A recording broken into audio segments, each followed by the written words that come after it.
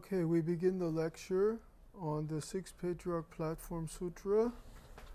We finished last time on page 14 of chapter 7.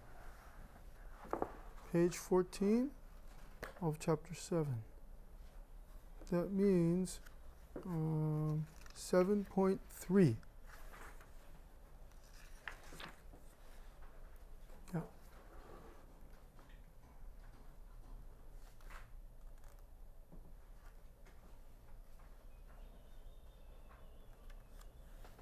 Let's see. In April, we studied page 220.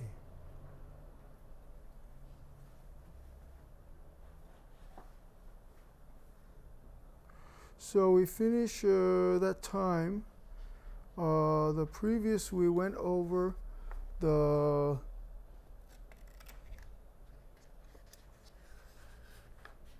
(7.29) about the Zen Master Huineng, and he met the Patriarch, and when he bowed to the Patriarch, Patriarch asked him, "Where do you come from?" And he said, "From Sungsan, from Song Mountain," he replied. And the Patriarch then asked, "What thing comes here and how does it come?" If you say it is a thing that is already a mistake. So that cannot be attained by practicing, asked the Patriarch. It is not impossible to attain it through practice. However, it is not possible to taint it. Okay?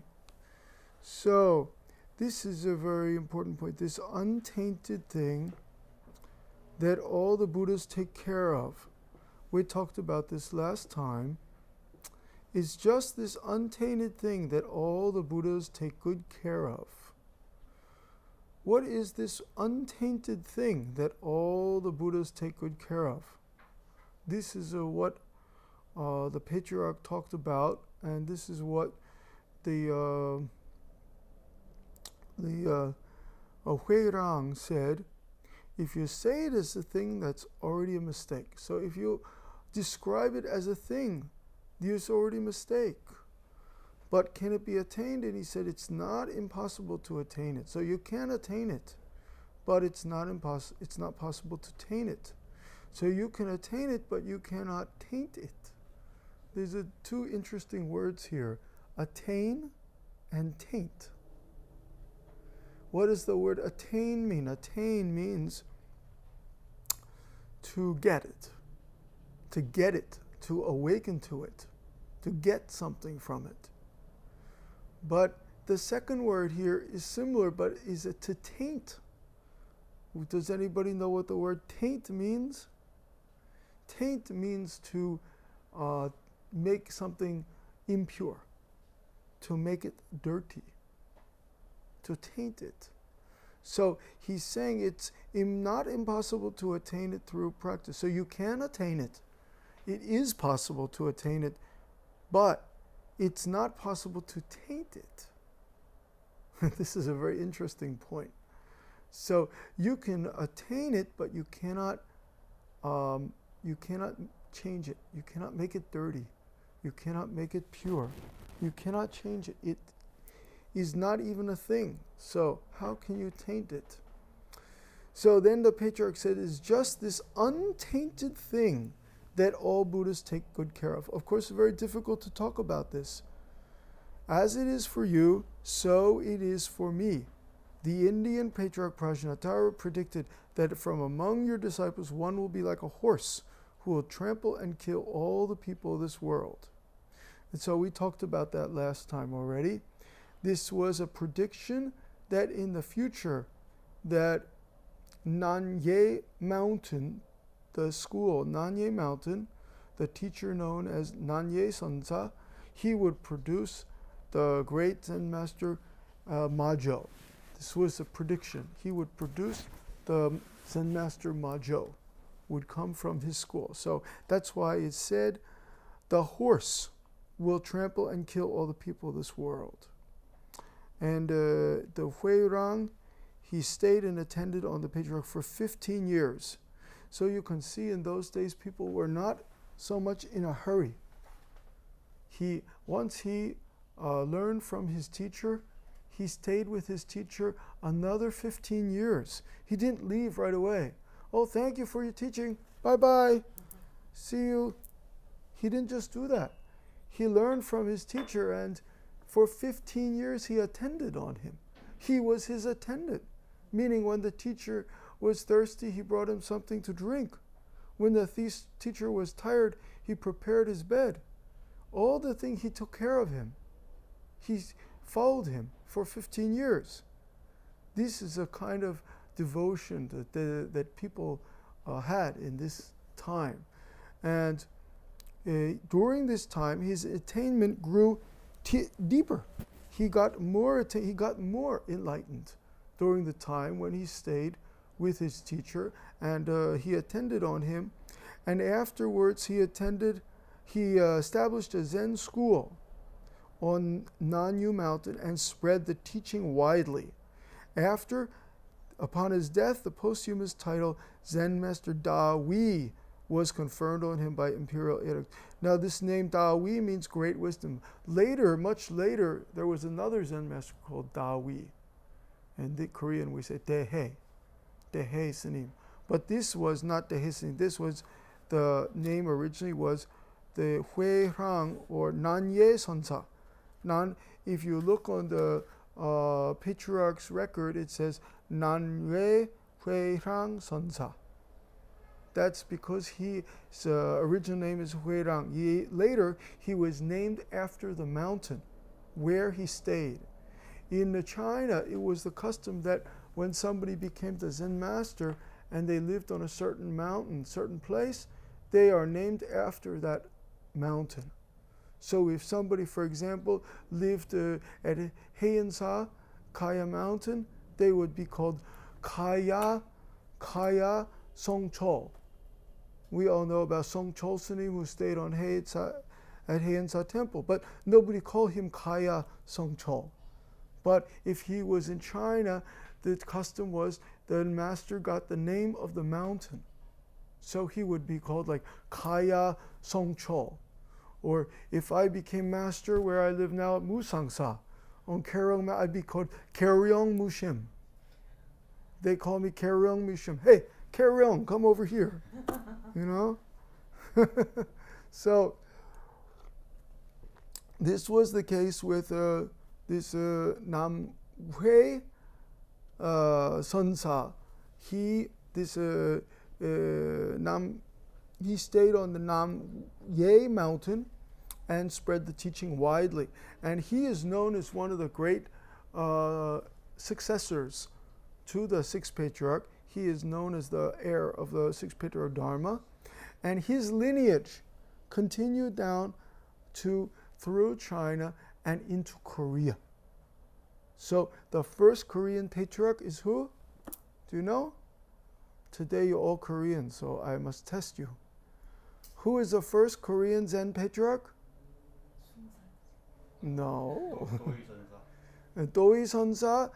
Yes, this is first maybe great monk in Korea, but first the actual patriarch who received the Dharma from China is a Taego Bo'u.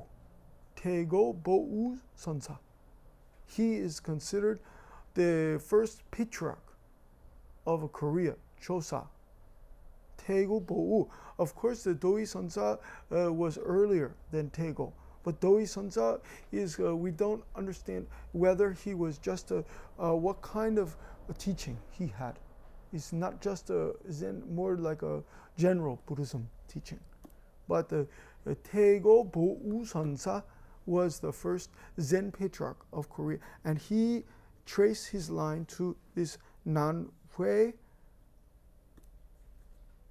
Sonsa.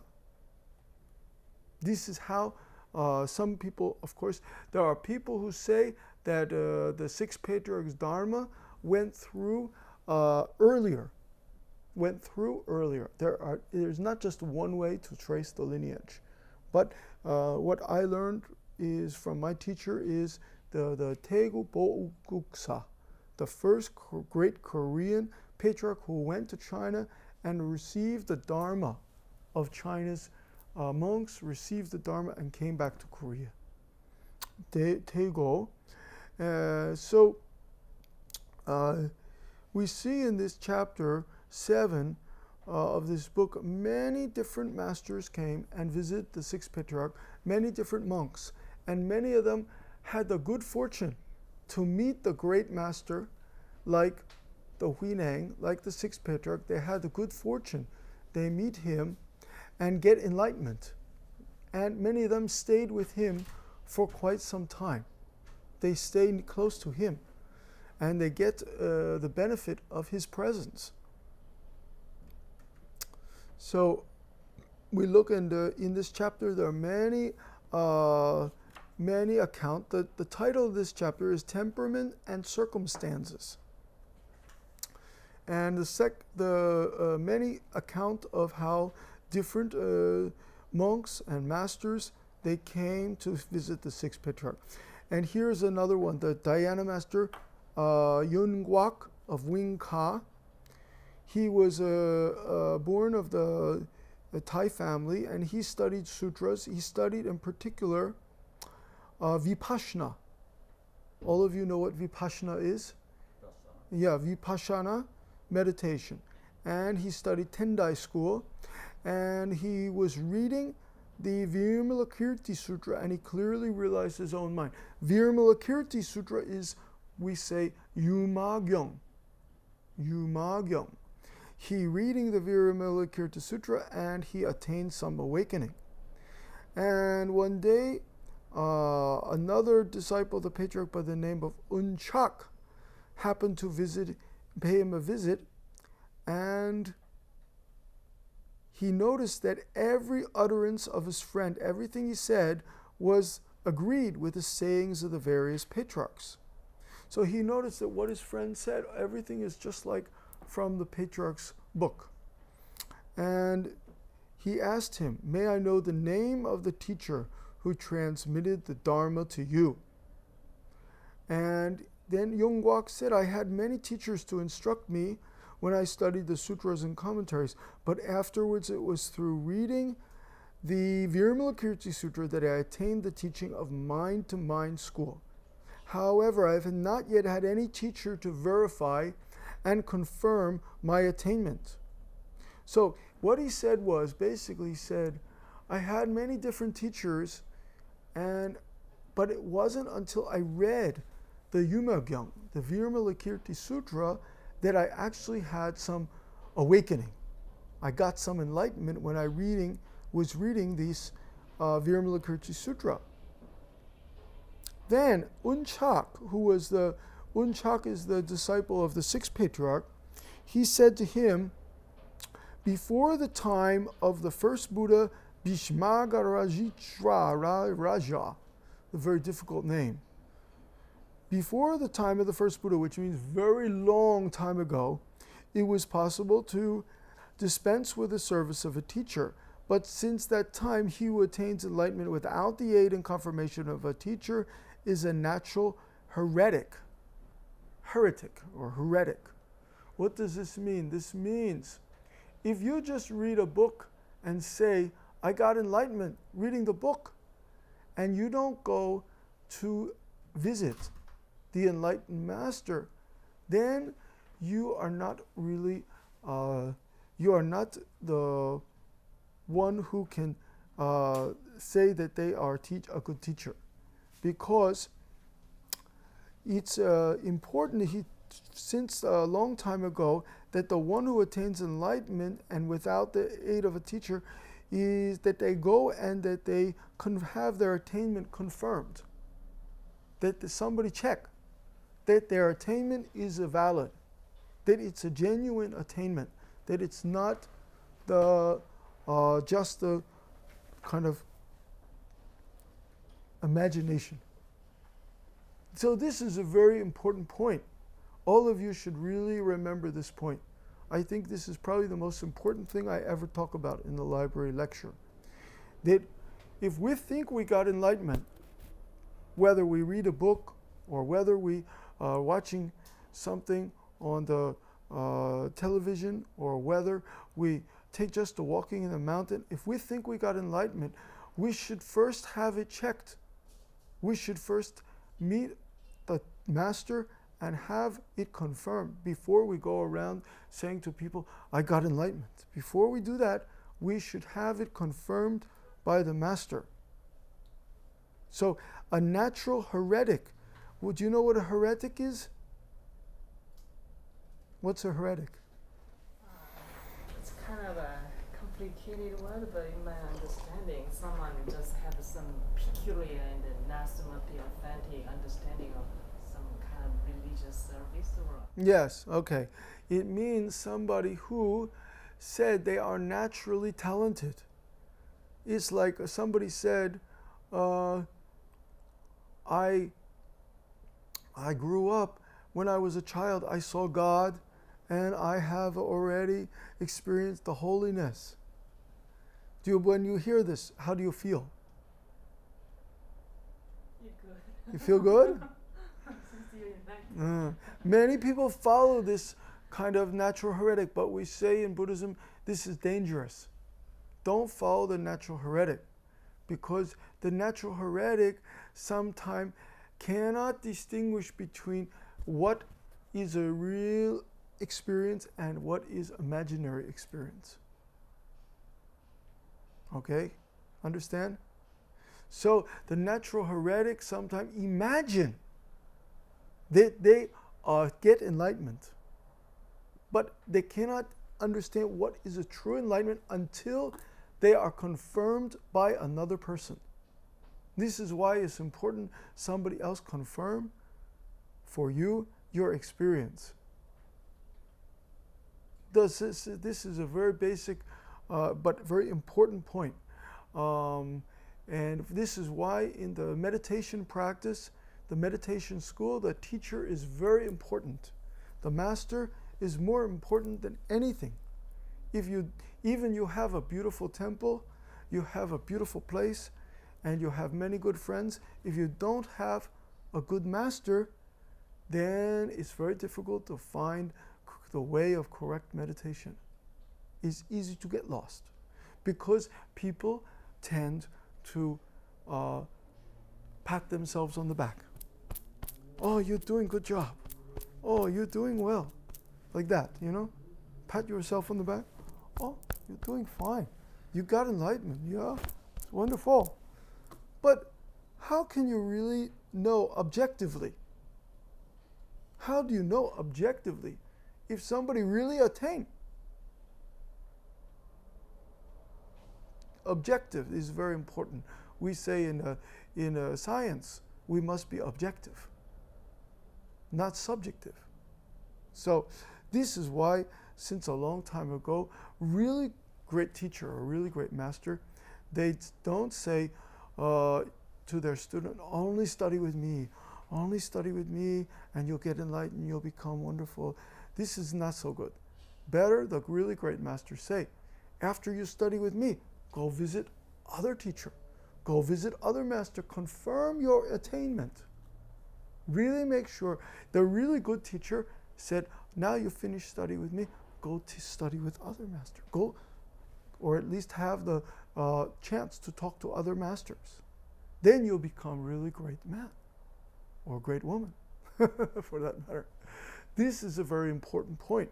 And this is what the Unchak was saying to the monk Yongwak. He said that if you don't have confirmation, you are a natural heretic. Then Yongwak, he's very humble. And he said, will you, sir, kindly confirm my attainment? Here on page 221. Will you kindly confirm my attainment? On the bottom of page 221. And the